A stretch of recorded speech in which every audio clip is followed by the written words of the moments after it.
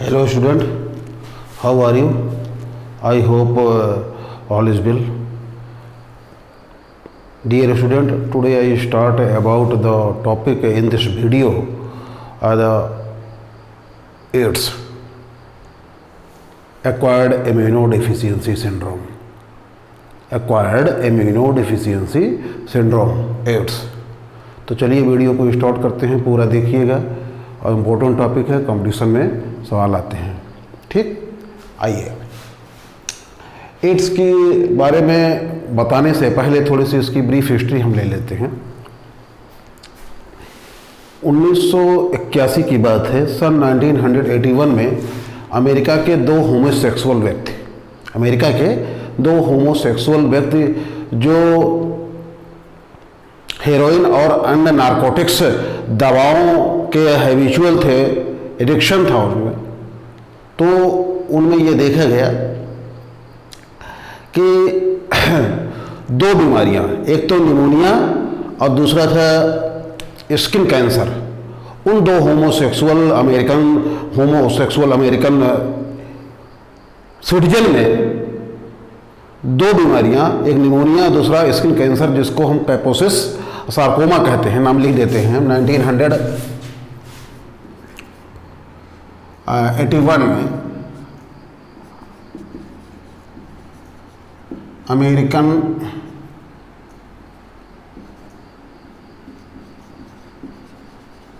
Homosexual, इनमें heroin की लेने की आदत थी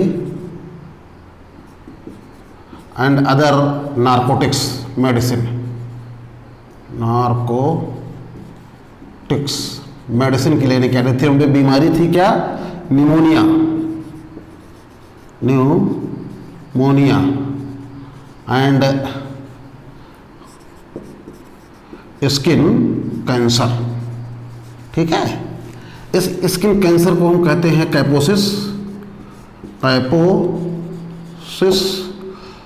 सार्कोमा। ध्यान रखेंगे, इसको हमने घेर दिया है। स्किन कैंसर को हम कैपोसिस सार्कोमा के नाम से जानते हैं। तो इन दोनों रोगों से वो दोनों जो होमोसेक्सुअल अमेरिकन सिटीजन थे ग्रसित थे।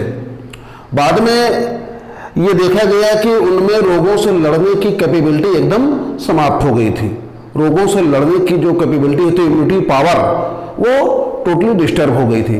बाद में उनको ये कहा गया कि ये व्यक्ति किससे ग्रसित हैं? एड्स से। किससे ग्रसित हैं? एड्स। पूरा नाम हम लिख देते हैं, AIDS, acquired immuno deficiency syndrome,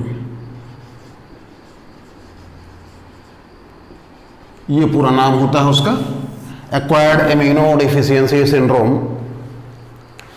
उपार्जित प्रतिरक्षा अपूर्णता संलक्षण, उपार्जित प्रतिरक्षा अपूर्णता संलक्षण, ये उसका हिंदी में नाम है। इंग्लिश नेम है एक्वायर्ड इम्यूनो डिफिशियंसी सिंड्रोम। फिर बात आगे बढ़ी 1983 में। 1983 में मैं लिख दे रहा हूं, 1983 में पेरिस इंस्टीट्यूट से एक साइंटिस्ट थे, लुक मॉन्टेग्नियर,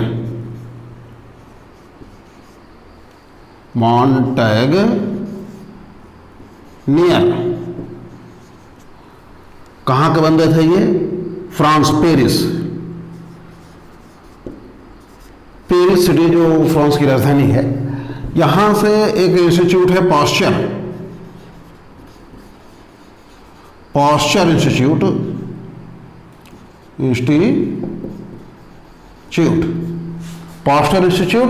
और 1984 में अमेरिका के NIH,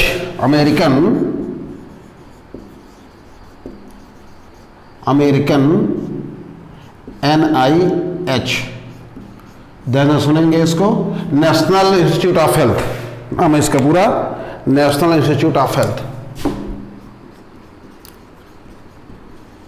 national institute of health. यहां का NIH का एक साइंटिस्ट और था 1984 में, जो अमेरिका की संस्था है, रॉबर्ट गैलो। इन दोनों लोगों ने 1983 में और 84 में ये सर्टिफाई किया, प्रमाणित किया कि ये जो बीमारी है एड्स की, एक्वायर्ड इम्यूनोडेफिशिएंसी सिंड्रोम, ये एक रेट्रोवायरस ग्रुप का एक वायरस है जिसके द्वारा होता है। रेट्रोवायरस ग्रुप का एक वायरस होता है जिसको हम जिसके द्वारा ये एड्स की बीमारी होती है। ठीक है, 1983 में पेरिस का एक साइंटिस्ट लुक मॉन्टेग्नियर, पास्चर इंस्टीट्यूट का था वो।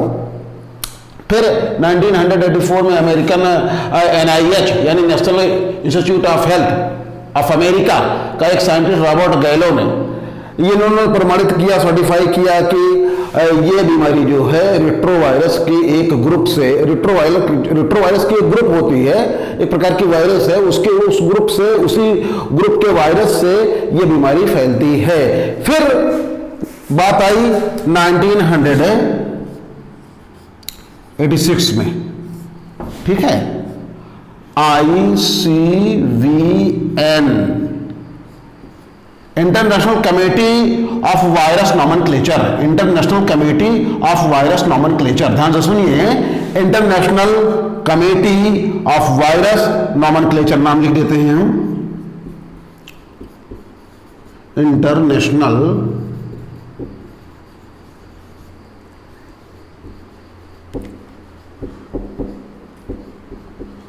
Committee of virus nomenclature. इस संस्था ने उस वायरस का नाम, उस वायरस जो रेट्रोवायरल ग्रुप का था, जो रेट्रोवायरस ग्रुप का था, जिसको प्रमाणित किया था इन दोनों लोगों ने, लुक मॉन्टेग्नियर एंड रॉबर्ट गैलो ने, कि रेट्रोवायरस ग्रुप की एक वायरस थी। तो उस वायरस का नाम किसने दिया, किस संस्था ने?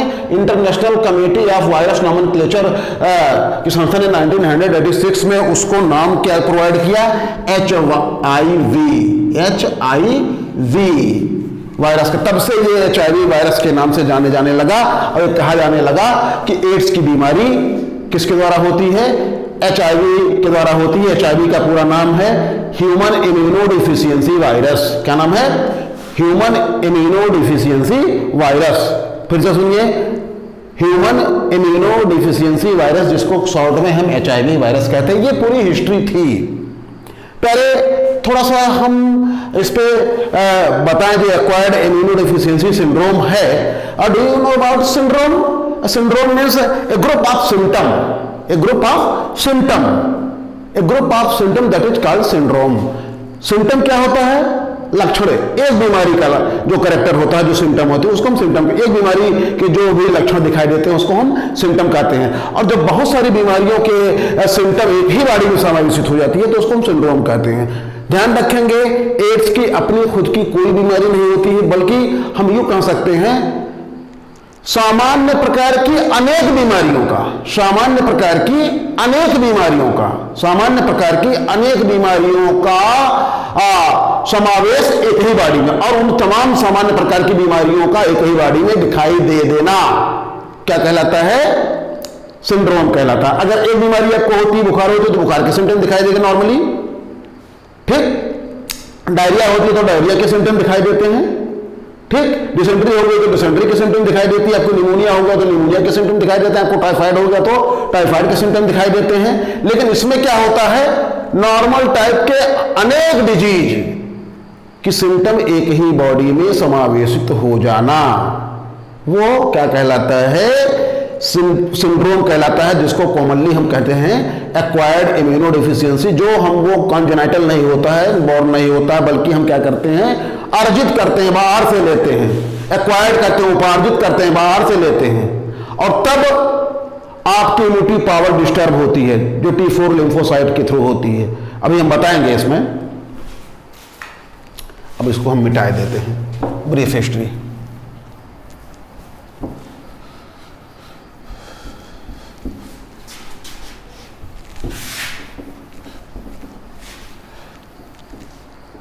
तो पहली चीज आप ध्यान रखेंगे, ये जो लिखते हैं आप यहां पे,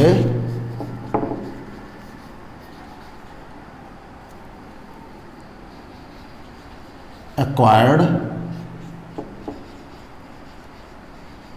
अमीनो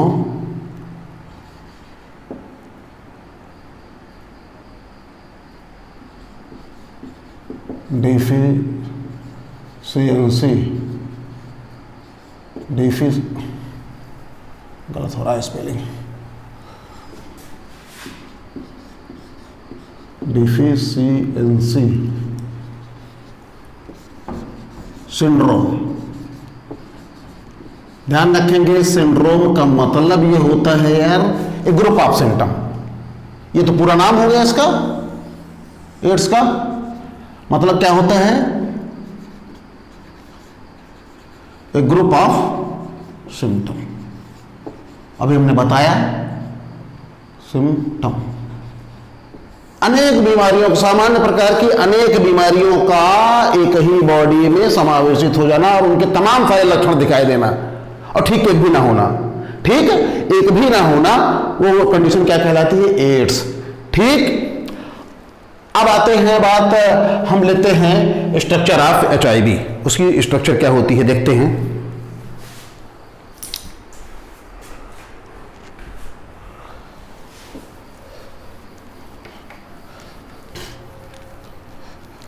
स्ट्रक्चर ऑफ HIV, यहां हमने फिगर ड्रॉ किया है, अभी हम समझाएंगे।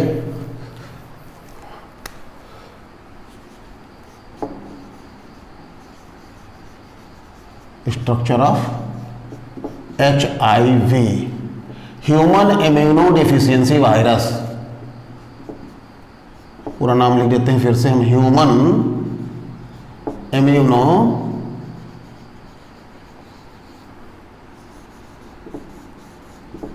डिफिशियंसी वायरस, ये पूरा नाम है उसका। ध्यान रखेंगे, ये राउंडेड शेप में एक कॉम्प्लिकेटेड स्ट्रक्चर होती है, जिसकी जो डायमीटर रेंज होती है वो लिख देता हूं मैं। डायमीटर, व्यास 0.1 से 0.14 माइक्रोमीटर, अर्थात ये होता है 100 से 140 नैनोमीटर। ठीक है, 0.1 से 0.14 माइक्रोमीटर अर्थात 100 से 140 नैनोमीटर व्यास का एक कॉम्प्लिकेटेड स्ट्रक्चर होता है, जिसमें मुख्य रूप से 3 पार्ट होते हैं। सेंटर में पाई जाती है उसकी सेंट्रल कोर, दूसरी बात वो होती है प्रोटीन की कैप्सिड, और चारों तरफ से उसका होता है लाइपोप्रोटीनस। क्या? लाइपोप्रोटीन युक्त बाइलिपिड लेयर, इसको हम ग्लाइकोप्रोटीन कहते हैं। क्या कहते हैं? Bilipid layer. ठीक, जिसको हम क्या कहते हैं? ग्लाइकोप्रोटीन कहते हैं। ठीक, तो 3 पार्ट होते हैं। पूरे स्ट्रक्चर को हम 3 पार्ट में डिवाइड करते हैं। पहली चीज है क्या? पहली चीज है, पहले आप नाम लेंगे यहां पे,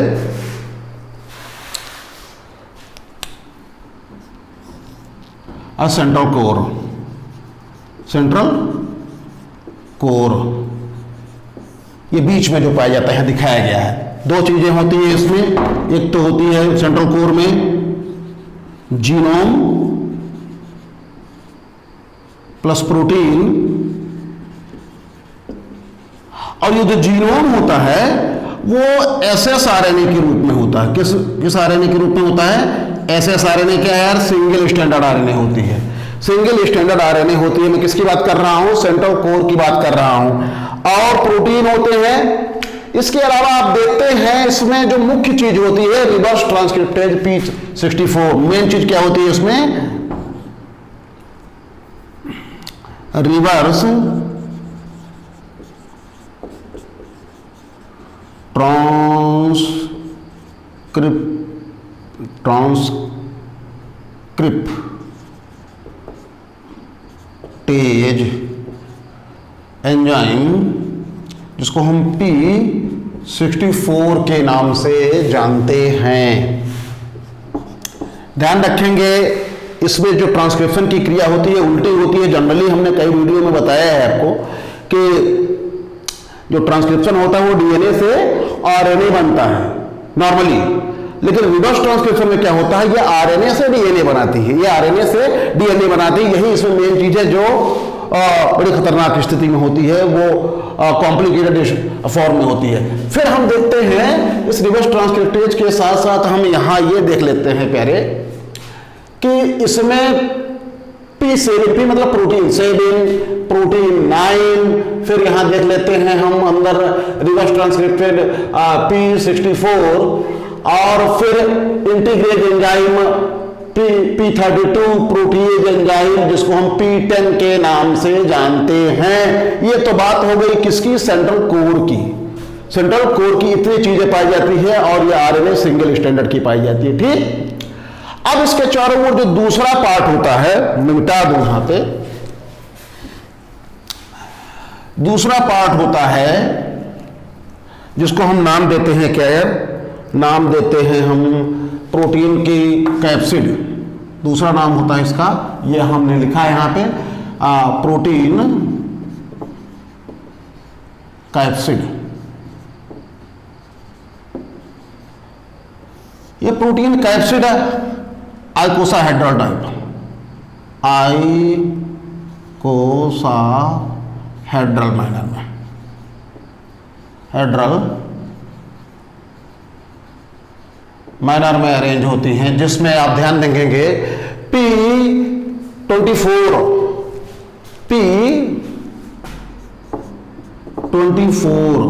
यानी प्रोटीन 24 की होती है, जो कोनिकल शेफ्ट के कैप्सिड के रूप में होती है। ध्यान रखेंगे ये जो बाइलेयर होती है, इसके बाद यहाँ पे एक लेयर या जिसको हम बाइलेयर कहते हैं, वो लाइपोप्रोटीनस की बनी होती है, वो हम अभी चर्चा करेंगे। तो आइकोसाहेड्रल मैनर में P24 टाइप की प्रोटीन होती है, किसमें प्रोटीन कैप्सिड की बात मैं कर रहा हूं। और इसके चारों क्या होती है, एनवेलप होती है। क्या, बाइलिपिड लेयर एनवेलप। तीसरी चीज होती है इसमें बाइलिपिड लेयर एनवेलप, इसको हम मिटा देते हैं। तीसरी चीज होती है लाइपोप्रोटीनियस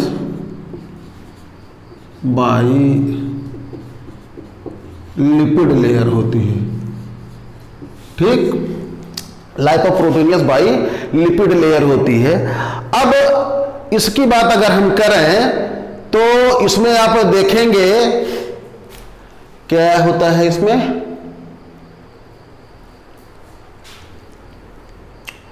देखिए इसके लिपिड लेयर में नो ब्लैक स्ट्रक्चर पाई जाती है, जो स्पाइक के रूप में जानी जाती है। किस रूप में जानी जाती है, स्पाइक के रूप में जानी जाती है। और ये स्पाइक करती क्या है, होस्ट सेल से जुड़ने का काम करती है। क्या करती है, ये स्पाइक होस्ट सेल से जुड़ने का काम करती है। और यहां पे ये इस स्ट्रक्चर के रूप में दी गई है। इसकी जो हेड होती है प्यारे, इसको हम ग्लाइकोप्रोटीन क्या कहते हैं, ग्लाइकोप्रोटीन 120 के नाम से जानते हैं। ये नोब होती है, क्या, नोब। और जो इसकी पेडेंकल होती है, डंठल होती है,